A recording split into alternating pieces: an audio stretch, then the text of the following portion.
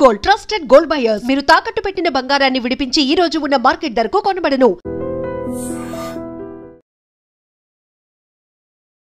SCO సమ్మిట్లో భాగంగా భారతదేశ నమస్తే, నేను Kavitha. Welcome to iDream News and నిజాలు. SCO సమ్మిట్లో భాగంగా భారతదేశ ప్రధానమంత్రి నరేంద్ర మోదీ చైనాలో పర్యటిస్తున్నప్పుడు ఆయన హత్యకు కుట్ర జరిగిందా? దీని వెనకాల సెంట్రల్ ఇంటెలిజెన్స్ ఏజెన్సీ వ్యూహ రచన ఉందా? ఈ పథకాన్ని ముందే పసిగట్టినటువంటి రష్యా మోదీని అలర్ట్ చేసిందా? 45 నిమిషాలు కారులో కూర్చొని ఏం మాట్లాడుకున్నారు? CIA ఎందుకని భారతదేశ ప్రధాని హత్యకు వ్యూహ రచన చేసింది? యాక్చువల్గా ఇందులో నిజం ఎంత?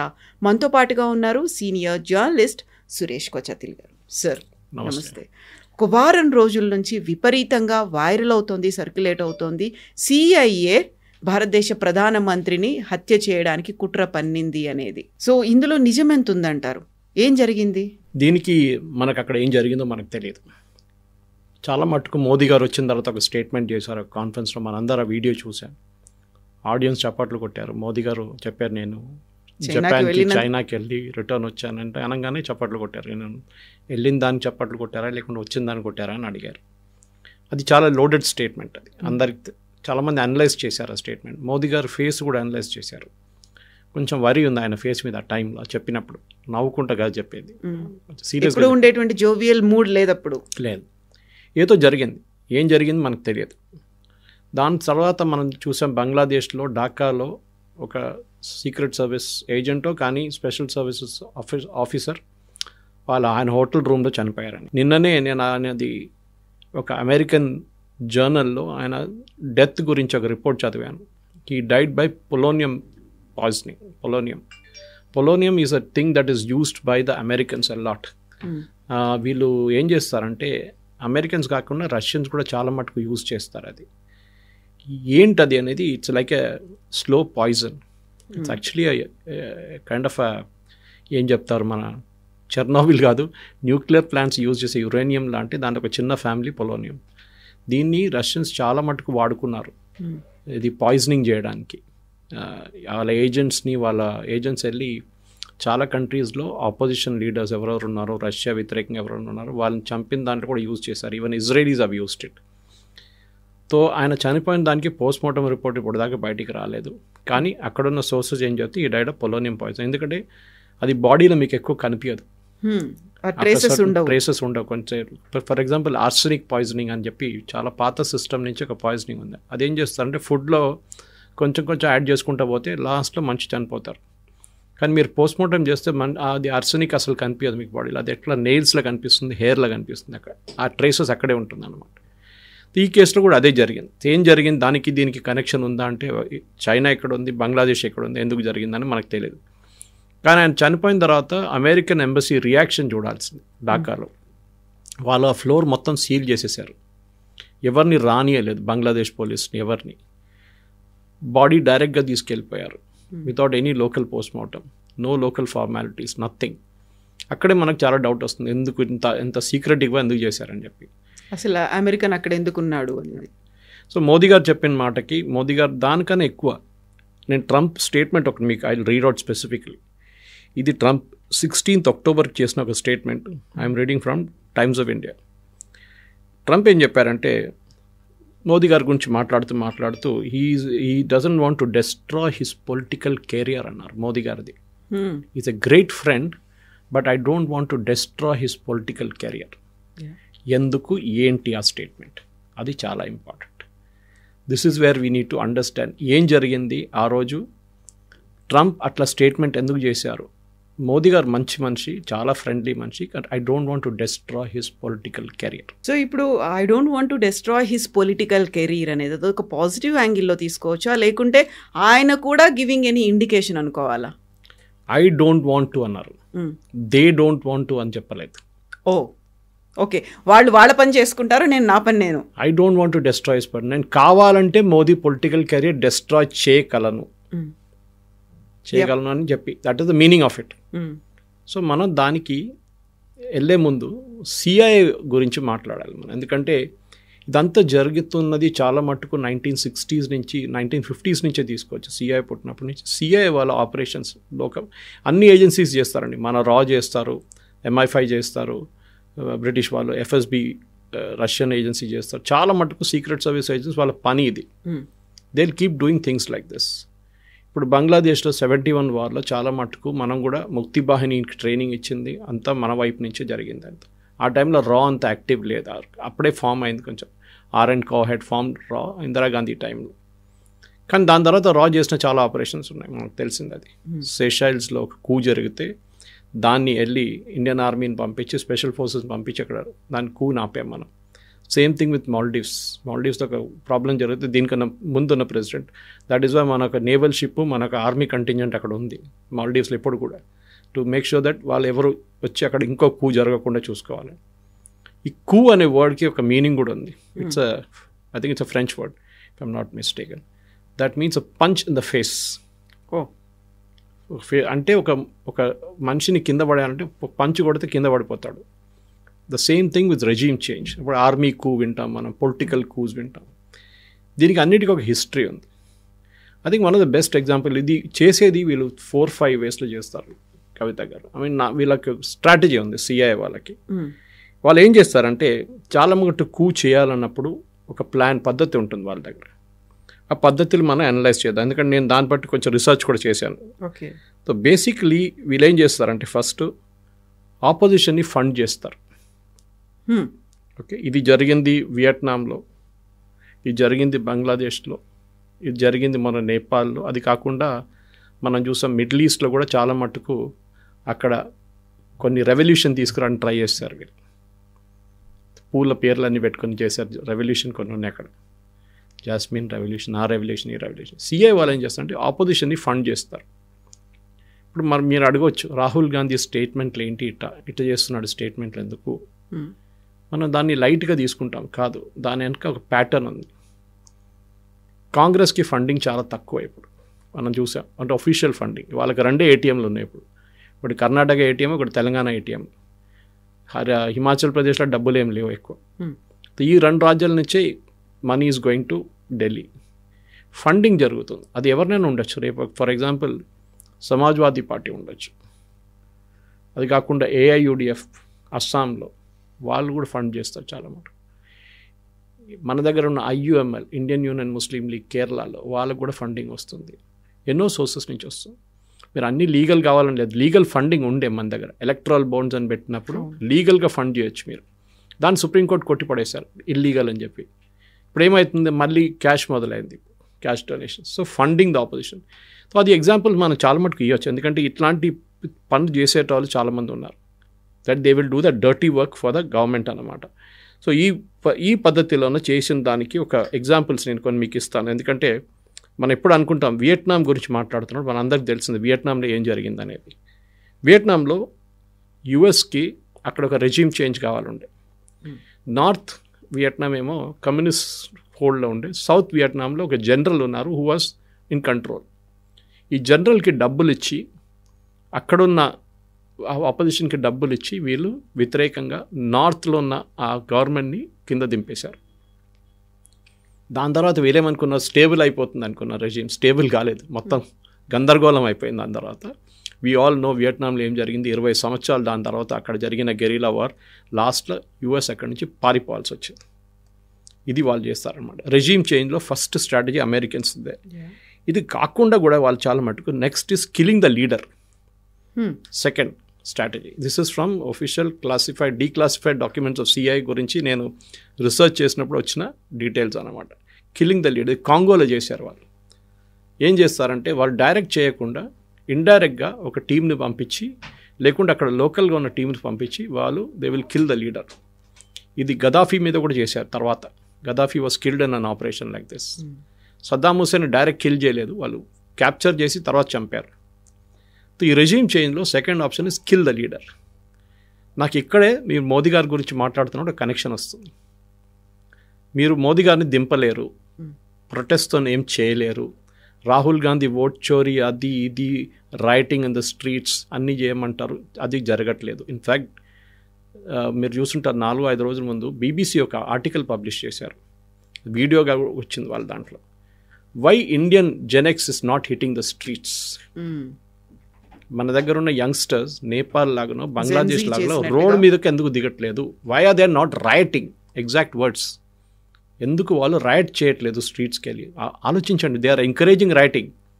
మీరు ఎందుకు చేయట్లేదని అడుగుతున్నారు ఇండియన్ యంగ్స్టర్స్ దగ్గర. ఎందుకు చేయాలండి? ఇక్కడ అంతా బాగానే ఉంది కదా, ప్రాబ్లం ఏం లేదు కదా. అంటే మోదీ గవర్నమెంట్ని దింపడానికి యూజ్ చేసే స్ట్రాటజీ. నేను దానికి వస్తున్నాను మీ దగ్గర. That is another strategy which this fellows use to destroy the economy. మూడో కాన్సెప్ట్.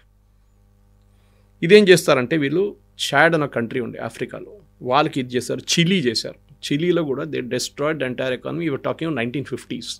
చాలా పెద్ద స్టోరీ. నేను అది మా యాక్చువల్లీ షుడ్ డూ ఒక సిరీస్ చేయాలి మీరు దీని గురించి. ఎందుకంటే ఇట్లాంటి కూస్ ఒక్కొక్క కంట్రీలో ఎట్లా చేశారని చెప్పి చాలా బాగా ఎగ్జాంపుల్స్ ఉన్నాయి. గౌతమేలా ఫర్ ఎగ్జాంపుల్, అక్కడ ఒక బనానా ట్రేడ్ ఉండే. లోకల్ అమెరికన్స్ ఆ బనానా ట్రేడ్ కంట్రోల్ చేస్తున్నారు. అమెరికా నుంచి ఉన్న ట్రేడర్స్, ఫార్మర్స్. అక్కడ ఒక కొత్త గవర్నమెంట్ వచ్చి వీళ్ళ అమెరికన్స్ అందరిని బయటపడేద్దాం అనుకుంటే they funded this American guy. బయట నుంచి ట్రూప్స్ తీసుకొచ్చి ఉన్న డెమోక్రటిక్ ఎలక్టెడ్ ప్రెసిడెంట్ని బయటకు పంపేసి they took over the entire thing. This American guy became the president. Very రీసెంట్గా బంగ్లాదేశ్లో కూడా అయింది కదా, షేక్ హసీనాని దించేసి మహమ్మద్ యూనుస్ వచ్చాడు. దాని వెనకాల కూడా ఉందా ఇలాంటిది ఏదైనా జరిగిందా? డెఫినెట్గా, దాంట్లో డౌటే లేదు. మనకు ఎందుకు డౌట్ ఉండాలండి? There is a clear pattern. ఎందుకంటే ఈ ప్యాటర్న్ అన్న క్లాసిఫైడ్ డాక్యుమెంట్స్ గురించి మాట్లాడు. ఏదో మనకు ఇక్కడి నుంచి వచ్చిన డాక్యుమెంట్స్ కాదు. I'm reading from classified documents. Okay, classified documents రాసిన స్టోరీ ఇది సిఐ గురించి. మోస్ట్ ఆపరేషన్ స్టార్ట్ అయినప్పటి నుంచి అంటే ఒకటి రూజ్వెల్ట్ టైం నుంచి స్టార్ట్ అయింది, నెక్స్ట్ కెనడీ టైం నుంచి. ఇన్ఫ్యాక్ట్ మీరు కొన్ని వీడియోస్ ఉన్నాయి, దాంట్లో ఒబామా ఈజ్ ఓపెన్లీ అడ్మిటింగ్ ఇరాన్లో మేము ఏం చేసామని చెప్పేసి, that we funded and we overthrew a democratic elected government in Iran. This is before Shah of Iran. So ఆ స్టోరీ ఇంకోటి ఉంది, అది చెప్తాను మీకు. సో మనం we were at destroy the economy. మనం హిండన్బర్గ్ రిపోర్టు, అది కాకుండా ఇప్పుడు recently Washington Post report Adani గురించి రాసిన report written by an Indian guy, Manu Pillai. ఆయన Wire leftist, 100% leftist, Wire Quint అన్నిటికీ రాస్తాడు. లాస్ట్ టైం హిండన్బర్గ్ రిపోర్ట్ వచ్చినా కూడా ఈయనే రాసిండు. తర్వాత సుప్రీంకోర్టు అడిగారు ప్రూఫ్, సెబీ అడిగినప్పుడు ఇవ్వలేదు, ప్రూఫ్ లేదన్నారు. ప్రూఫ్ లేకుండా చేసిన రిపోర్ట్. తర్వాత హిండన్బర్గ్ కంపెనీ బంద్ అయిపోయింది. We all know that it was setup only to destroy the Indian economy. So ఏమవుతుంది ఇప్పుడు? అదానీ స్టాకులు పడిపోయినాయి అనుకోండి, ఎల్ఐసి స్టాకులు పడిపోతే చాలా మటుకు మన స్టాక్ మార్కెట్ పడిపోతుంది. So you destroy the economy. So first one is funding the opposition. రెండోది ఏమో కేఆస్ క్రియేట్ చేయడం, that is killing the leader. Third is destroy the economy. నాలుగవది which is happening in India big time, by the media. మీడియాని కొనుక్కోండి. మన దాంట్లో quint, scroll, wire, caravan ఇట్లా చాలా ఉన్నాయి. న్యూస్ మినిట్, ఇట్లాంటి న్యూస్ క్లిక్ని అయితే బంద్ చేసి పడేశారు గవర్నమెంటే, చైనా నుంచి ఫండింగ్ తీసుకుంటున్నారని చెప్పి. ఈ చాలా మట్టుకు ఆర్గనైజేషన్స్ని మీడియా కొనుక్కుంటారు వీళ్ళు ఫస్ట్ ఏం చేస్తారంటే వీళ్ళకి వాళ్ళ దగ్గర ఉన్న major journalist Rana Ayub for example, anti Modi daily, ఆమె మోదీ గారిని ఎప్పటి నుంచో, ఇప్పుడు కాదు, గుజరాత్ టైం నుంచి తిట్టుకుంటే లాస్ట్ సుప్రీంకోర్టు కూడా ఆమె మీద ఫైన్ వేసింది, that you bringing fake stories అని చెప్పి. రానా అయూబ్కి స్కాలర్షిప్ ఇస్తారు కొలంబియా యూనివర్సిటీలో, which is a leftist den. Scholarship ఇచ్చి 1 year 2 year అక్కడ అకాడమిక్ థింగ్, దాంతోపాటు 4 అవార్డులు, 3-4 అవార్డులు ఇచ్చేస్తారు. ఇప్పుడు recently Pulitzer prize, which is the best prize for journalism and photo journalism, నా ఫేస్బుక్లో నేను పోస్ట్ చేస్తాను దాని లింక్. పులిట్జర్ వాళ్ళు లిస్ట్ పెట్టారు, నామినేటెడ్ ఫ్రమ్ వాషింగ్టన్ పోస్ట్. 7 స్టోరీలు for Pulitzer praise from Washington Post. 7 స్టోరీలు అగేన్స్ట్ ఇండియా, మోదీ వ్యతిరేకంగా, హిందూ వ్యతిరేకంగా, ఆర్ఎస్ఎస్ వ్యతిరేకంగా 7 స్టోరీలు, all 7 written by Indians and nominated for Pulitzer prizes. ఇప్పుడు దాంట్లో ఒక్కటైనా వచ్చింది అనుకోండి, వీళ్ళు పెద్ద డ్రామా చేస్తారు ఇండియాలో. చూడండి పులిట్జర్ ప్రైజ్ వచ్చింది, this is what it is అని. Already Rana Ayyub started. వీళ్ళ పని ఇది, వీళ్ళకి ఫండింగ్ చేస్తారు totally. This guy Ravi Nair which I spoke, he is also same character. ఈ రిపోర్ట్ రాసింది అదానీ గురించి, ప్రూఫ్ ఏం లేదు, ఒట్టిగా హవాలో మాట్లాడుతున్నారు అంతే. సో ఇది మెయిన్, మీడియాని కొనుక్కోవడం. సో ఇది సోవియట్ యూనియన్ టైంలో కూడా మన దగ్గర బ్లిట్స్ అనే ఒక మ్యాగజైన్ ఉండే. ఇప్పుడు this generation won't know it. RK Karanjia was editor. నేను అప్పుడు స్కూల్లో కాలేజీలో ఉన్నప్పుడు we use to look forward, weekly ఉండే. Total Soviet, pro Soviet. Russia ఏం చెప్తారో అదే రాస్తారు ఇక్కడ. అట్ దట్ టైం మీకు గుర్తుంటుంది Kavitha garu, KGB made a statement. తర్వాత కేజీబీ నుంచి మిట్లోకిన్ ఆర్కైవ్స్ అనే ఒక స్టోరీ ఉంది, మీరు అది you should read it. Mitrokhin was one of the spies of Russia, MI spy ఉండే, రష్యన్ ఉండే. బట్ ఈ was spying for Russia and MI5 report చేస్తుంది, బ్రిటిష్ స్పై ఏజెన్సీ. ఒకరోజు ఈ disappeared from Russia. That story is there in Tashkent files. Tashkent files సినిమాలో మీకు కనిపిస్తుంది, కానీ రెండు సూట్ కేసులు తీసుకొని is walking towards the British embassy. మిట్రాకిన్ ఆర్కైవ్స్లో క్లియర్గా రాశారు, ఇందిరాగాంధీ క్యాబినెట్లో 6 మంది మినిస్టర్లు, cabinet ministers wear under the payroll of KGB పేరోల్లో ఉన్నారు వాళ్ళు. కేజీబీ నెలకు వాళ్ళకి లక్షల డబ్బులు ఇస్తారు. క్యాబినెట్ మీటింగ్లో డిసిషన్ తీసుకోగానే మాస్కోకి తెలిసిపోతుంది. That time it was Soviet union, USSR. So అక్కడ ఏం జరుగుతుంది, బ్రెజ్నెవ్ కానివ్వండి, ఎవరైనా కానివ్వండి, ఆ టైంలో వాళ్ళకి ఇమ్మీడియట్గా సోవియట్ యూనియన్కి ఇక్కడ ఇండియన్ క్యాబినెట్లో ఏం డిస్కస్ చేస్తారో అది మీటింగ్ వచ్చేస్తుంది. సో అదొక way of doing it. So by the మీడియాని కొనుక్కొని న్యూస్ కన్సిస్టెంట్గా మోదీ గారు వ్యతిరేకంగా రాయడం. చైనాలో ఏదో ఒక కాన్ఫరెన్స్ జరిగితే దాని 4 పేజ్ సప్లిమెంట్ ఇక్కడ పబ్లిష్ అవుతుంది. And Narasimhan Ram already is admitted that is a card hold member the communist party of ఇండియాలో కార్డ్ హోల్డ్ మెంబర్ ఆయన. It's very clear. రఫాల్ వచ్చినప్పుడు మీకు గుర్తుంటుంది, రఫాల్ గురించి కథలు రాసిన మంచి నరసింహన్ రామ్. తర్వాత మనకందరూ తెలిసింది supreme court pulled him up for cropping the main part of the file and saying you put fake news again. మీరు కావాలని చెప్పి రఫాల్ని ఆపడానికి ట్రై చేశారు, ఎందుకంటే చైనాకి రఫాల్ వస్తే చైనాకి ఇంపాక్ట్ ఉంటుంది. So they don't want రఫాల్ to come. అది చాలా మటుకున్నాయి అట్లాంటి ఇన్సిడెన్సెస్. మీరు హిందువులు అనలైజ్ చేసుకుంటూ పోతే పబ్లికేషన్స్ని యూజ్ చేస్తారు వీళ్ళు to create a media story against Modi. ఇప్పుడు latest is Indian Express 2 editions ఉన్నాయి ఇప్పుడు, ఒకటి నార్త్ ఒకటి సౌత్. రామ్నాథ్ గోయన్కా గారు యాంటీ ఎస్టాబ్లిష్మెంట్ గురించి ఇందిరాగాంధీ వ్యతిరేకంగా రాసిన పేపర్ ఇప్పుడు రోజు పొద్దున దేయంగానే మోదీ గారిని తిడతారు. కేరళలో ఉన్న ఛానల్స్ చూడండి, ఎక్సెప్ట్ ఫర్ జనం టీవీ, మిగతా అందరూ anti Modi. Same with every other channel. ఇక్కడ అంతా లేదనుకోండి, తెలుగులో ఇట్స్ లోకల్ పాలిటిక్స్ ఎక్కువ ఉంటుంది, కానీ అక్కడ దే టార్గెట్ మోదీ డైరెక్ట్లీ. ఎందుకంటే ముస్లిం ఓట్లు, క్రిస్టియన్ ఓట్లు, అసలు ముస్లిం ఓట్లు రావనుకోండి, క్రిస్టియన్ ఓట్స్ రాకూడదని ట్రై చేస్తారు చాలా మటుకు. మిజోరాంలో ఏదైనా, మణిపూర్లో ఏదైనా జరిగితే అది పెద్ద గొడవ, ఛత్తీస్గఢ్లో నన్స్ మీద అటాక్ చేస్తే పెద్ద గొడవ. అదే టైంలో మిగతా ఎక్కడైనా హిందువుల మీద దాడి చేస్తే అసలు మాట్లాడరు. ఇవాళ Kukis have killed 1 Hindu guy, news రాదు అది కేరళలో. ఇట్లాంటి చాలా చోట్ల మీకు కనిపిస్తుంది that they bought over the media completely. ఒకసారి మీరు మీడియాని కొనుక్కుంటే మీరు ఇన్ఫ్లుయెన్స్ చేయవచ్చు. ఇప్పుడు చాలామంది నాకు ఫోన్ చేసి అడుగుతారు, లేకుంటే మెసేజ్, సురేష్ గారు ఈ న్యూస్ కరెక్టా అని అడుగుతారు. మళ్ళీ నేను ఎక్స్ప్లెయిన్ చేయాల్సి వస్తుంది, వాళ్ళు కాదు బాబు ఇది తప్పు ఉంది, లేదు సార్ అంతా చాలా వైరల్గా నడుస్తుంది మీడియాలో అంటే చెప్తాను. That is idea behind it, to make it viral అన్నమాట. సో నేను 4 ఇన్స్టెన్సెస్ మీకు ఇచ్చాను. So I have given you instances of funding the opposition, అదొకటి. బంగ్లాదేశ్ లాంటి, నేపాల్ లాంటి చేసిన దాంట్లో killing the leader, destroying the economy, 4 media take over. లాస్ట్లో చాలా ఇంపార్టెంట్ మీరు అడిగిన ప్రశ్నకి, creating the chaos. Bangladesh, Nepal, Iran చాలా చోట్ల ఏం చేస్తారంటే Iranian revolution, Sri Lanka to a certain extent, ఎందుకంటే అక్కడ లోకల్ కోపం చాలా ఉండేది, ఎందుకంటే కరప్షన్ చాలా ఎక్కువ ఉండే అక్కడ. ఇప్పుడు చూడండి, ఇప్పుడు వచ్చిన government is a leftist government. And Trump or CIA will never ఎప్పుడు అలో చేయరు ఒక లెఫ్టిస్ట్ గవర్నమెంట్ని. కమ్యూనిస్ట్ గవర్నమెంట్ రానియరు వాళ్ళు. కానీ ఇప్పుడు ఎలక్షన్ గెలిచిందేమో ఇట్స్ కమ్యూనిస్ట్ గవర్నమెంట్. కానీ ఇండియాతో చాలా ఫ్రెండ్లీగా ఉన్నారు. మొన్న వాళ్ళ ప్రధానమంత్రి కూడా ఇండియాకి వచ్చారు, మీరు చూస్తుంటారు. She came to India, she came to Delhi, met Modiji and all.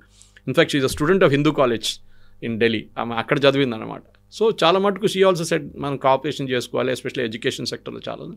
Sri Lanka is not a case, but Bangladesh yes, hard core CIA operation. అది ఎందుకు చేశారు కూడా ఎవరికి తెలియదు. This is 1 secret of CIA operation. మీరు ఎందుకు చేస్తున్నారని ఎవరికి తెలియదు, ఎవరు చేపిస్తున్నారో ఎవరికి తెలియదు. ఇట్ ఆల్ స్టార్ట్స్ ఒక టెక్స్ట్ బుక్ కేసు అనమాట. ఇది ఇంకొక ప్యాటర్న్ ఉంది, వాళ్ళ దగ్గర ఫైల్ ఉంటుంది. ఆ ఫైల్ తీసి ఇట్లా చేయాలి, ఈ లీడర్కి డబ్బులు ఇవ్వాలి, ఇడికేయాలి, గొడవ చేపియాలి, ఆర్మీని కొంచెం కొనుక్కోవాలి, ఆర్మీని పక్కన జరపాలి, పోలీసు వాళ్ళని పక్కన జరపాలి, వాడు ఎక్కడ తగలబెట్టి. నేపాల్లో ట్రై చేశారు, కానీ నేపాల్ ఏమైందంటే అక్కడున్న లోకల్ పాపులేషన్, అక్కడ చేసిన వాళ్ళు కాదు, local population were in support of the king. మాకు రాజు కావాలి, మాకు మొనార్కీ కావాలని చెప్పి ప్రొటెస్ట్ కూడా చేశారు 1 year బిఫోర్.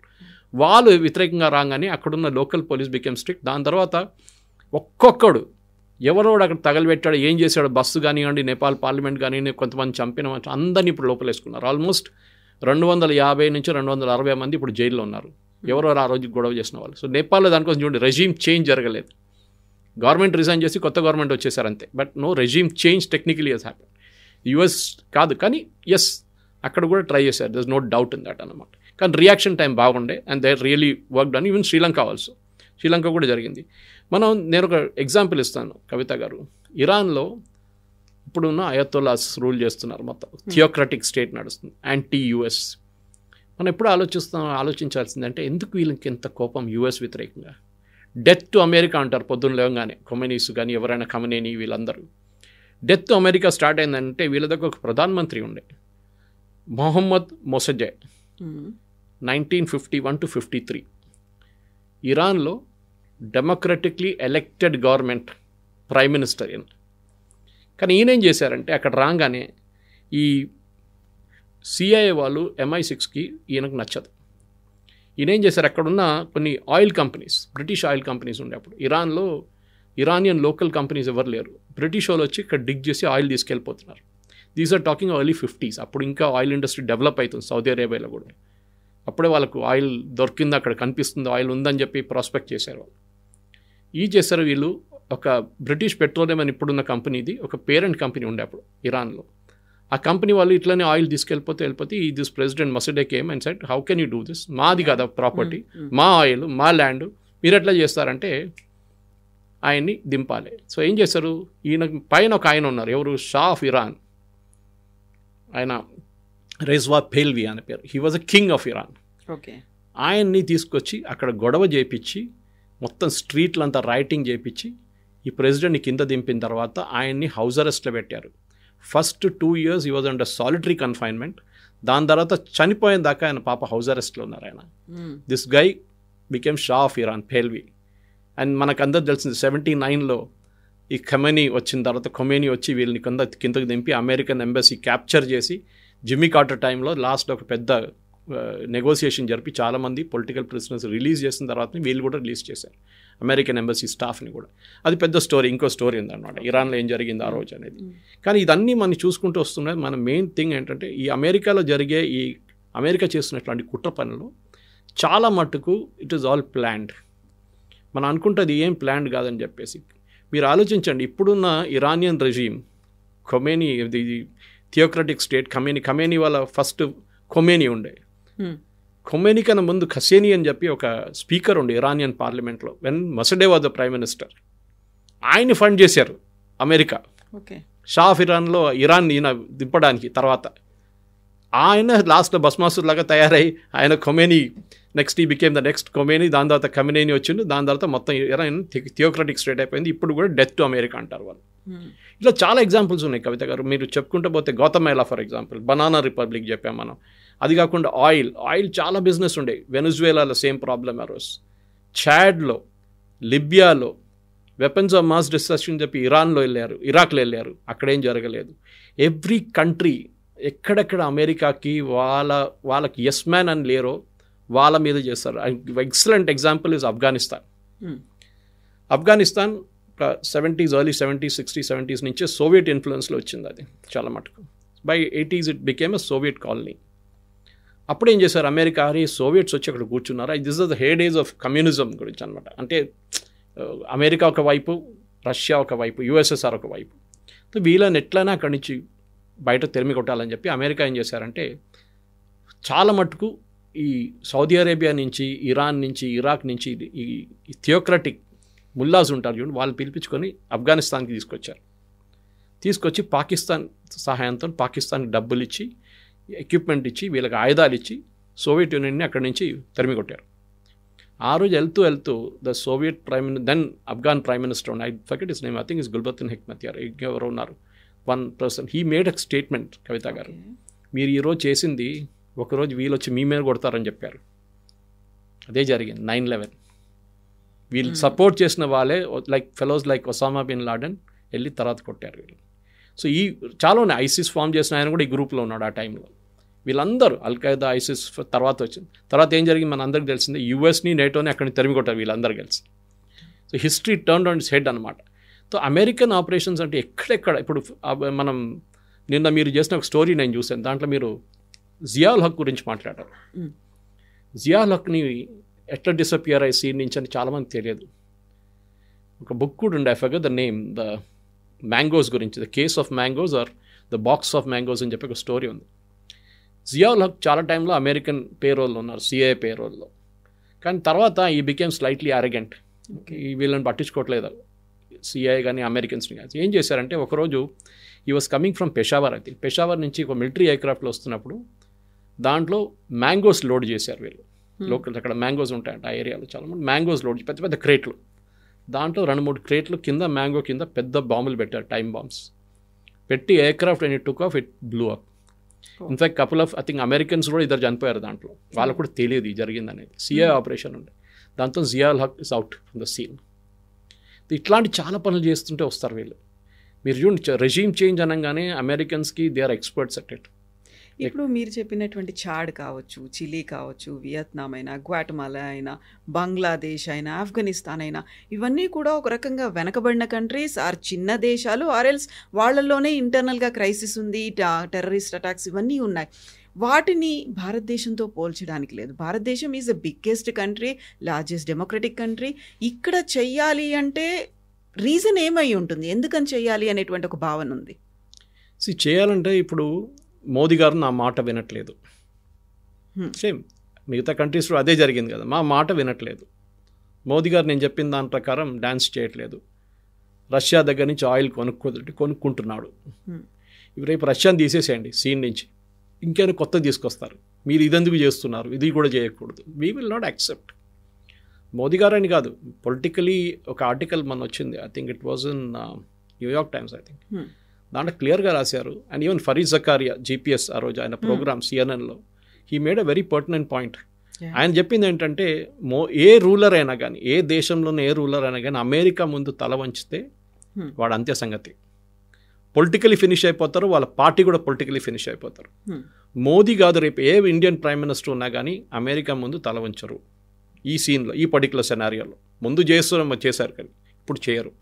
మన్మోహన్ సింగ్ మన అందరికి తెలిసిందే, న్యూక్లియర్ ఒక పోఖ్రాన్లో టెస్ట్ చేయడానికి రెడీగా ఉన్నప్పుడు దాన్ని ఆపేశారు. నరసింహరావు టైంలో కూడా జరిగింది అదే. దాని తర్వాత 26/11 జరిగినప్పుడు రిటర్న్ అటాక్ చేద్దామని చెప్పి అప్పుడు I think it was Condoleezza Rice who came and said don't do it, your secretary of state, మీరు చేయకూడదు, పాకిస్తాన్ అటాక్ చేయకూడదు అంటే ఆపేశారు అటాక్. మనం తర్వాత చేసాం, మోదీ గారు ఇప్పుడు చేసిన ఆపరేషన్ సింధు లాగా అప్పుడు చేద్దాం అనుకున్నారు. We are ready. ఇన్ఫ్యాక్ట్ అప్పుడున్న ఇండియన్ ఎయిర్ ఫోర్స్ చీఫ్ కూడా చెప్పారు దట్ వీఆర్ రెడీ, కానీ మన్మోహన్ సింగ్ పర్మిషన్ ఇవ్వలేదని చెప్పి. సో ఎక్కడెక్కడ రెజీమ్ మీద ప్రెషర్ పెట్టవచ్చో, అండ్ చాలా క్లియర్గా మనకు సిఐ ఆఫీసర్ ఒక స్టోరీ కూడా, వీడియో కూడా వచ్చింది, మీరు చూసుంటారు. It was on NDTV, I think, I'm not mistaken. Last week story వచ్చింది. And he was talking about how Pakistan's nuclear arsenal అని చూడండి, పాకిస్తాన్ దగ్గర ఉన్న న్యూక్లియర్ మిసైల్స్ అది కంట్రోల్ చేసేది యుఎస్ ముందు అంటున్నారు, కానీ ఇప్పుడు కూడా అంతే. దానికోసం మనం కైరానా హిల్స్ ఏ రోజు కొట్టామో ఆపరేషన్ సింధూర్లో, ఆ రోజు యుఎస్ ప్యానిక్ అయ్యారు. అప్పుడు దాకా వాళ్ళు ఏం చెప్పలేదు చూడండి. ఫస్ట్ 2-3 డేస్ యుఎస్ అసలు మాట్లాడలేదు. ఏ రోజు మనం కైరానా హిల్స్ కొట్టామో they immediately panic, because Kirana hills is a base for nuclear weapon storage. ఎప్పుడు ఒక న్యూక్లియర్ వెపన్ని అసెంబుల్డ్గా పెట్టారు, స్టోరేజ్గా పెడతారు. దాన్ని అసెంబుల్ చేయాల్సి వస్తుంది. ఒక న్యూక్లియర్ వార్ హెడ్ ఉంటుంది, ఒక డెలివరీ మెకానిజం ఉంటుంది, దాని తర్వాత ట్రాకింగ్ ఉంటుంది, మొత్తం రాడార్ సిస్టమ్ అంతా ఉంటుంది దాంట్లో. ఇది అసెంబుల్ చేయడానికి కొంచెం టైం పడుతుంది. దానికి సపరేట్గా పెడతాయి, ఎందుకంటే యాక్సిడెంట్ ఏదైనా జరిగితే చాలా డేంజరస్. అది మొత్తం ఏరియా అంతా ఇప్పుడు చెర్నోబిల్ లాగా అయిపోతుంది. కొన్ని జనరేషన్ దాకా 500 కిలోమీటర్లు మీరు ఏం చేయలేరు, అక్కడ ఉండలేరు ఎవరు. అంత పరిస్థితి దారుణంగా అయిపోతుంది అనమాట. సో అట్లాంటి పరిస్థితుల్లో మనం ఏ రోజు కైరానా కొట్టామో దే ఇమీడియట్లీ ప్యానిక్డ్ అమెరికన్స్. ఇప్పుడు సిఐ ఆఫీసర్ అదే కన్ఫర్మ్ చేస్తున్నారు దట్ ఎస్ మా దగ్గర పాకిస్తాన్, ఎందుకంటే భయం ఏంటంటే ఇది ఎవరైనా రేపు తెహరీక తాలిబానో ఎవరైనా వచ్చి కొట్టి తీసుకెళ్ళిపోతే, లేకుంటే ఇరాన్ వెళ్ళి తీసుకెళ్ళిపోతే వాళ్ళ చేతిలో న్యూక్లియర్ మిసైల్స్ ఉంటుంది. సో దాన్ని ఆపాలని చెప్పి. సో అమెరికా అనేది ఒక కంట్రీకి కాన్స్టెంట్గా వాళ్ళు ఎస్ అని చెప్పే రెజీమ్స్ వాళ్ళకి. ఇప్పుడు చూడండి జాపనీస్ ప్రైమ్ మినిస్టర్, నాకు బాధ అనిపించింది చాలా మటుకు. షీఈ్ ఓపెన్లీ ప్రైజింగ్, సైనింగ్ ఎంత, ఎందుకంటే ఏ కంట్రీస్ అమెరికాతో ఇప్పుడు అగ్రిమెంట్ సైన్ చేశారు చూడండి చాలా తక్కువ. UK, Vietnam, Japan, south Korea, వీళ్ళందరిది సెక్యూరిటీ గ్యారంటీస్ ఇస్తున్నది అమెరికా. జస్ట్ లైక్ ఇజ్రాయెల్ కూడా సెక్యూరిటీ గ్యారంటీ ఉంది అమెరికా, మిమ్మల్ని ఎవరు ముట్టరు, మేము చూసుకుంటామని చెప్పేసి. మనకు ఆ ప్రాబ్లం లేదు. మనకు ఎందుకు సెక్యూరిటీ గ్యారంటీ? మన దేశంలో మన ఆర్మీ ఉన్నారు, మన ఎయిర్ ఫోర్స్ ఉన్నారు, మన నేవీ ఉంది, వాళ్ళు చూసుకుంటారు వాళ్ళు. We don't need anybody support. కానీ EU కానీ ఆర్ ఈవెన్ సౌత్ కొరియాకి రెగ్యులర్ ఆర్మీ అంత పెద్ద ఆర్మీ లేదు. రేపు నార్త్ కొరియా అటాక్ చేస్తే US వస్తారు ప్రొటెక్ట్ చేయడానికి. This is the main thing, మనం మర్చిపోతున్నాం దాని గురించి. సో దాట్ ఈస్ వై దానికి పెద్ద పెద్ద దేశాలు సైన్ చేయలేదు, అమెరికాతో అగ్రిమెంట్ సైన్ చేయలేదు. వాళ్ళు అంటున్నారు తర్వాత చూద్దాం, మనం ఇప్పుడు కాదు, వీల్ స్పీక్, మనం కూడా మాట్లాడుతున్నాం. Possibly by November ending or December మన అగ్రిమెంట్ సైన్ చేస్తాం మనం. But on hour terms 15% or 16% duty రాబోతుంది ఎట్లా. కానీ ఈ అమెరికన్ ఉన్న రెజీమ్ చేంజ్, మోదీ గారితో ఆ రోజు జరిగిన SCO సమ్మిట్లో జరిగిన కాంట్రవర్సీ, ఆ కార్లో కూర్చొని ఎందుకు మాట్లాడారు 45 నిమిషాలు, ఎప్పుడు జరగదు. Because minute to minute programme ఉంటుంది. ఒక్క ప్రోగ్రామ్ 1 నిమిషం 30 సెకండ్లు కూడా మార్చరు. అట్లాంటి టైంలో మోదీ గారి కోసం ఫస్ట్ వెయిట్ చేశారు పుటిన్ కార్లో. మోదీ గారు ఆయన హోటల్ నుంచి రావడానికి 10 నిమిషాలు పట్టింది. దాని తర్వాత కార్లో కూర్చొని డెస్టినేషన్ చేరుకున్న తర్వాత బయటకు దిగకుండా కార్ లోపల కూర్చొని 45 నిమిషాలు మాట్లాడారంటున్నారు. పాసిబ్లీ కూర్చొని wait till all green signal was given by the security, Putin security. Then వాళ్ళు కార్ నుంచి బయటకు వచ్చారు. ఆ రోజు అక్కడ ఏదైనా అటాక్ ప్లాన్ చేసి ఉన్నారా, ఏదైనా అటాక్ జరిగిందా మనకు తెలియదు. అది ఎప్పుడు డిస్క్లోజ్ చేయాలి. ఇంకోటి అంటే చైనాకు కూడా చాలా ఎంబారాస్మెంట్, ఎందుకంటే వాళ్ళ టెరిటరీలో దాన్ని జరిగితే వాళ్ళ మీద వస్తుంది ఇదంతా. సో వాళ్ళు కూడా చాలా కేర్ఫుల్ ఉంటారు. సో వాళ్ళు బహుశా టిప్ ఆఫ్ చేశారో, Russian security agencies tip of చేశారో మనకు తెలియదు. బికాస్ పుటిన్ సెక్యూరిటీ చాలా స్ట్రిక్ట్, చాలా టైట్. మీరు బిలీవ్ చేయరు, ఈవెన్ డోర్ హ్యాండిల్ చూడండి, ఆయన యూజ్ చేసిన కార్ డోర్ హ్యాండిల్ క్లీన్ చేస్తారు దాని తర్వాత సెక్యూరిటీ వాళ్ళు. ఎందుకంటే దాని మీద డిఎన్ఏ ప్రింట్స్ ఉంటుంది. ఎవరైనా వచ్చి రేపు ఆ డిఎన్ఏ ప్రింట్స్ తీసుకెళ్ళిపోతారని చెప్పి అప్పుడు పుటిన్ హెల్త్ ఎట్లా ఉందని తెలిసిపోతుంది దాని నుంచి. అది కూడా క్లీన్ చేస్తారనమాట. ఏ పాయింట్ అయినా కానీ, ఆయన ఉండే హోటల్ కానీ ఏదైనా కానీ మొత్తం వైప్అవుట్ చేసేస్తారు వాళ్ళు, ఏ ఎవిడెన్స్ లేకుండా. సో అట్లాంటి సెక్యూరిటీ టైంలో న్యాచురల్లీ ఏదో జరిగింది, కానీ మనకు తెలియదు. So I gave you a history, చాలా పెద్ద హిస్టరీ. సిఐఏ ఆపరేషన్స్ గురించి మాట్లాడాలంటే మనకు 5-6 గంటల సేపు మాట్లాడవచ్చు. అంత పెద్ద స్టోరీ ఉంది. ఒక్కొక్క రీజన్లో ఏమేమి చేశారు వాళ్ళు, ఇప్పుడు కూడా చేస్తున్నారు, రేపు కూడా చేస్తారు మరి. But at the same time మీరు ఇంటర్వ్యూ స్టార్టింగ్లో చెప్పినట్టుగా I don't want to destroy his political career అని ట్రంప్ ఒక 15 days బ్యాక్ అన్నారు. వెరీ రీసెంట్గా అన్న కామెంట్ ఏంటంటే he's a killer, tough as hell, he's a nicest guy అంటూ మోదీ గురించి మళ్ళీ చెప్పడం అనేది, అంటే ఒక పాజిటివ్ యాంగిల్ అనే చూపిస్తున్నాడు, ఆయన్ని ప్రైజ్ చేస్తున్నాడు. ఒక టఫ్ గై అంటున్నాడు, నైసెస్ట్ గై అంటున్నాడు, ఒక కిల్లర్ అంటున్నాడు. At the same time CAA తన పనులు చేసుకుంటోంది. ఎస్, ఇప్పుడు మనం చాలా మటుకు నేను చెప్పాను రూజ్వెల్ట్ టైం నుంచి స్టార్ట్ అయింది. కెనడీ, జాన్ ఎఫ్ కెనడీ చేసిన ఒక operation, I think it was Guatemala operation. అక్కడ ఒక ప్రెసిడెంట్ని దింపారు, చంపేశారు. He was killed 11 days later.